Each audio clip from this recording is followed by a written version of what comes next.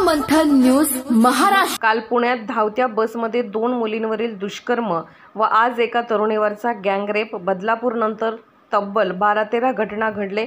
महिलांवरील अत्याचाराचे प्रमाण अधोरेखित करणारे आहे। आज राज्यपालांना भेटण्यासाठी आम्ही महाविकास आघाडीच्या महिला वेळ मागत होतो, पण 1.5 तास थांबून सुद्धा भेट झाली नाही।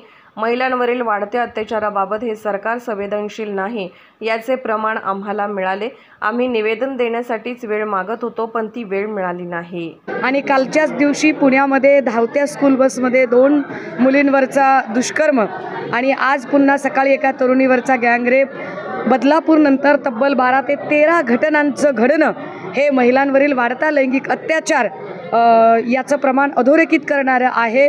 आज महामहिम राज्यपाल महोदयांना आम्ही महाविकास आघाडीच्या महिला नेत्या भेटण्यासाठी वेळ मागत होतो, पण तब्बल 1.5 तास थांबून सुद्धा आम्हाला प्रताप जाधव आणि त्यांचे सगळे लोक या मंडळींनी महामहिम राज्यपाल महोदयांचा वेळ उपलब्ध होऊ दिला नाही।